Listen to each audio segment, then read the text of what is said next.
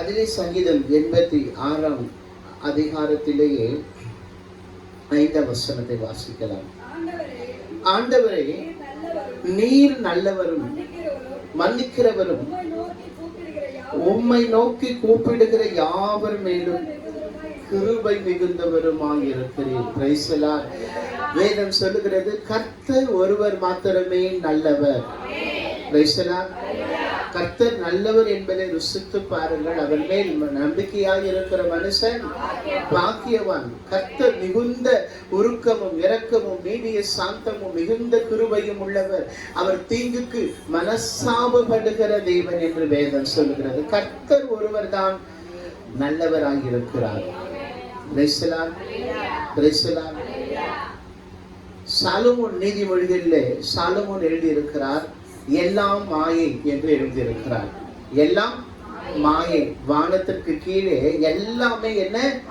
மாயை. இந்த உலகம் ஒரு மாயை, மனிதர்கள் ஒரு மாயை, உறவுகள் ஒரு மாயை, நாம் நம்புகிறவர்கள் ஒரு மாயை, எல்லாரும் மாயை இன்றைக்கு.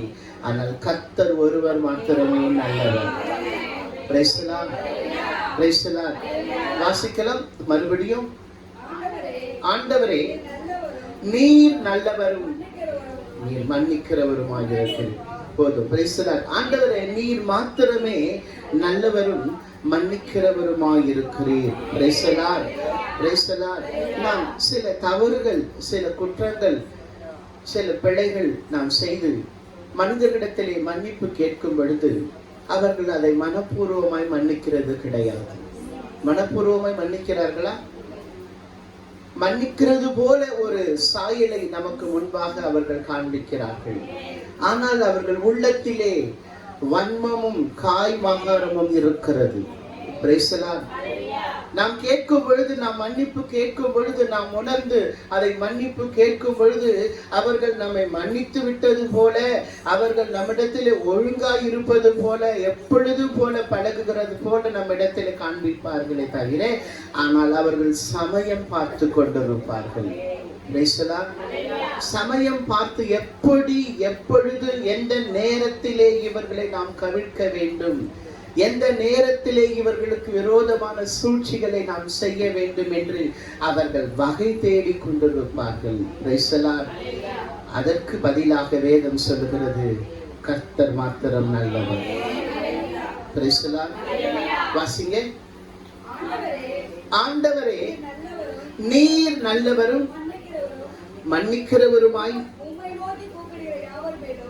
ஆண்டவரே, நீர் நல்லவரும் மன்னிக்கிறவரும் உம்மை நோக்கி கூப்பிடுகிற யாவர் மேலும் கிருபை மிகுந்தவருமாயிருக்கிறீர். Price the Lord. அதே நேரத்திலே நாம் தவறுகள், குற்றங்கள், குறைகள், பாவங்கள், அக்கிரமங்கள் எல்லாம் செய்துவிட்டு நாம் கர்த்தரை நோக்கி செபிக்கும் பொழுது கர்த்தர் மனப்பூர்வமாய் நம்மை மன்னிக்கிறவராய் இருக்கிறார். இருதயத்துல வஞ்சகத்தை வச்சுட்டு, இருதயத்துல இவங்க நமக்கு அப்படி பண்ணாங்களே, இவங்களை நம்ம பழி வாங்கணும்னு சொல்லிட்டு கர்த்தர் நினைக்கிறவர் அல்ல, அவர் நல்லவர். வேதம் சொல்லுகிறது, உமது பாவங்களை நான் சமுத்திரத்தின் ஆழத்திலே கொண்டு போய் போட்டு விட்டேன், உமது அக்கிரமங்களை எல்லாம் என் முதுகுக்கு பின்பாக எரிந்து விட்டேன். சமுத்திரத்தின் ஆழத்தில போட்டுட்டு அதை என்ன பண்ண முடியாது? மறுபடியும் எடுக்க முடியாது, பார்க்க முடியாது. முதுகுக்கு பின்னாடி போட்டா, முதுகு பின்னாடி போட்டா என்ன பண்ண முடியாது?